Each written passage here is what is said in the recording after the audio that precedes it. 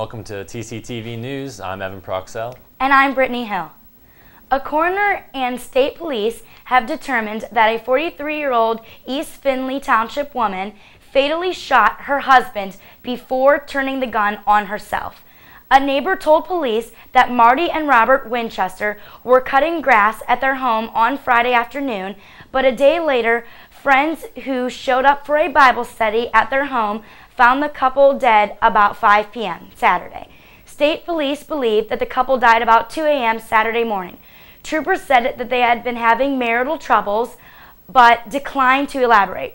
Washington County Coroner Tim Warko ruled Robert Winchester's death a homicide and his wife's a suicide. The Senate voted Tuesday to threaten China with higher tariffs on Chinese products made cheap through an artificially undervalued currency, which lawmakers blame for destroying American jobs. The House is unlikely to take up the bill, which some American businesses warned could trigger a trade war. The 63 to 65 vote showed a broad bipartisan consensus that it's time to end diplomatic niceties with China and confront it over its aggressive trade policies. The Teal Choir will be put to work this fall in order to raise money for their spring semester tour. The members of the choir, under Dr. Bray's direction, are advertising services such as raking leaves, cleaning gutters, washing windows, and cleaning outhouses. If you know any way that you can help them out, please contact Dr. Bray. They will be fundraising throughout next semester. The choir will perform next at the Honors Convocation on November 4th. Now let's take a look at this week's forecast.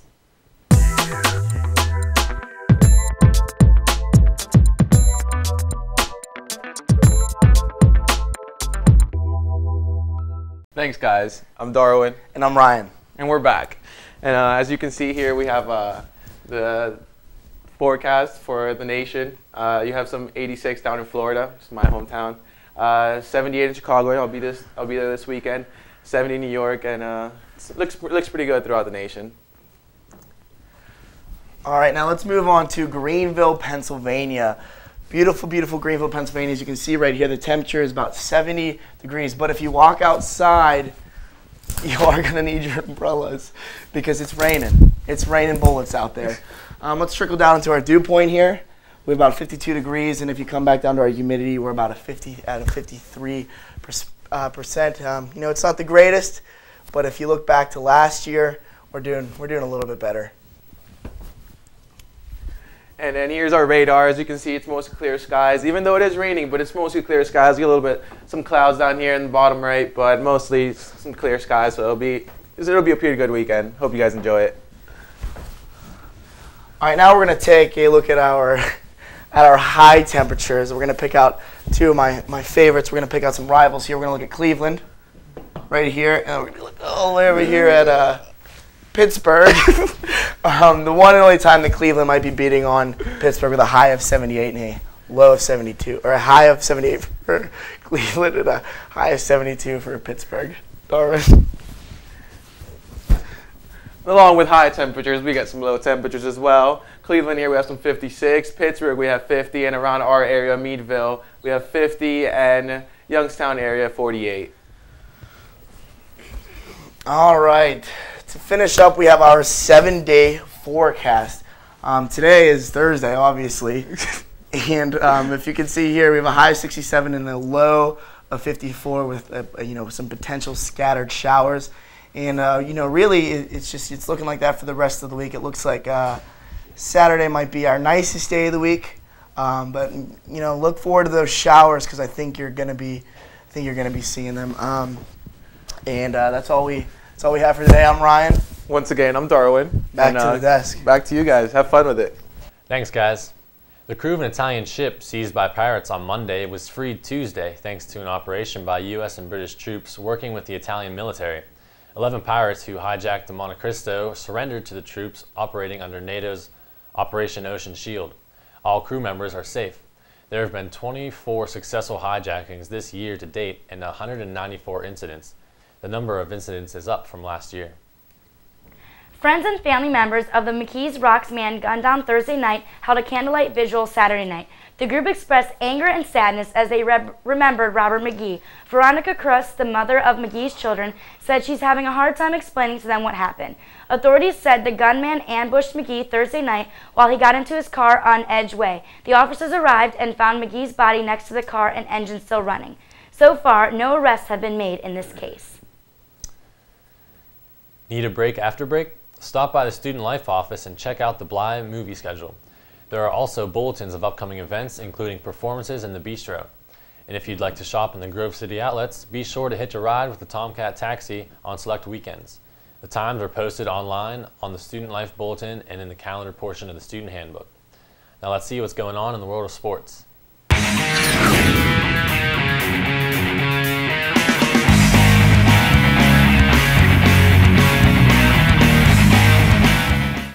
Thanks, guys. I'm Darwin. And I'm Ryan.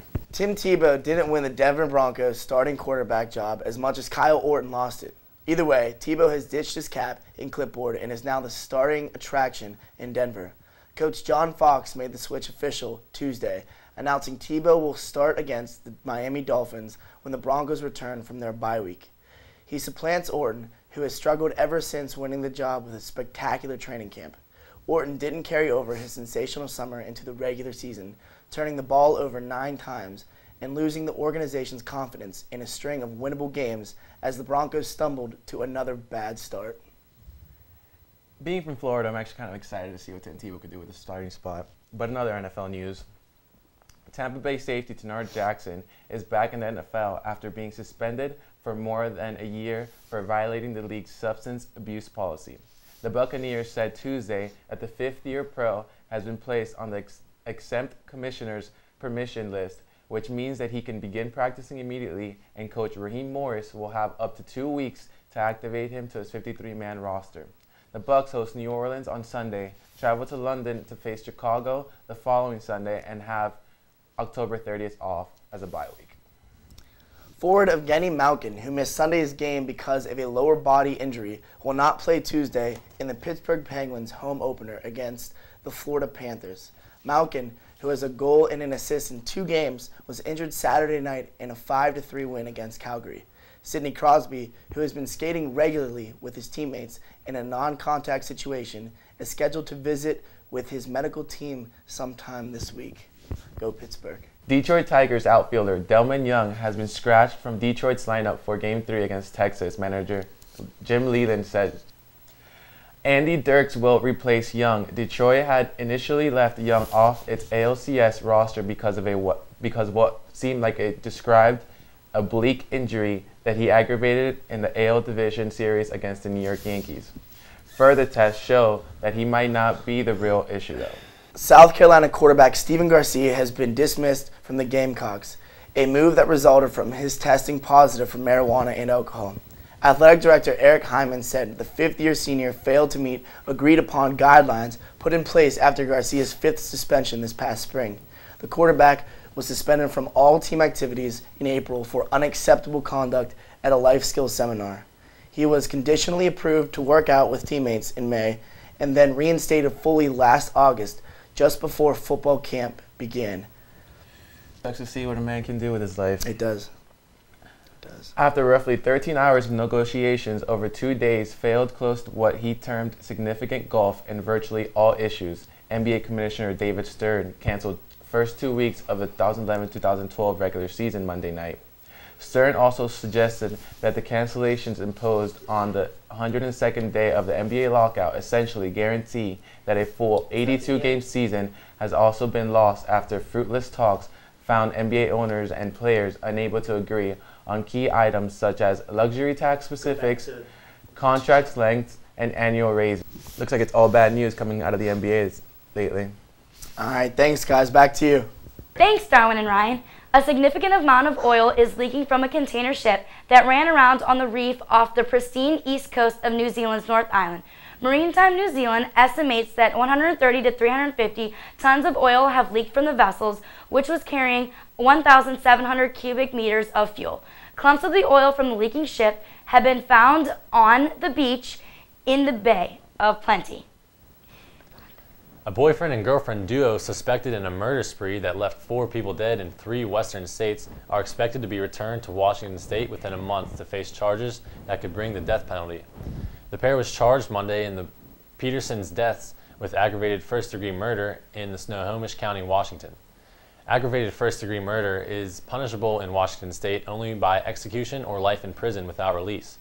Prosecutors have not determined whether to pursue the death penalty.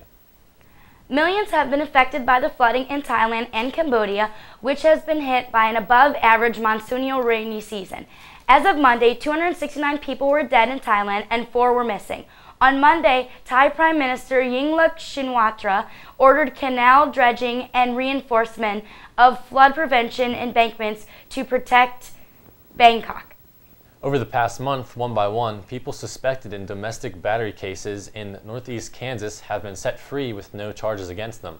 Prosecutors say they're overwhelmed with felonies and faced with budget cuts, can't afford to pursue the cases. Busted budgets have forced tough decisions by governments and law enforcement officials nationwide, but the Shawnee County District's attorney's move to stop investigating domestic abuse and other misdemeanor cases has angered victims' advocates who say austerity has gone too far. Ever wanted to be a secret agent? Now you can in the course James Bond and the Liberal Arts. James Flamia of Teal College Shooting Club demonstrated to the students of the course the various weapons used by the notorious secret agent in his films as a part of the presentation. All of the students used important safety measures, and it made for fun, hands-on learning experience. And now for a special presentation of Teal Talk with Dr. Robinson.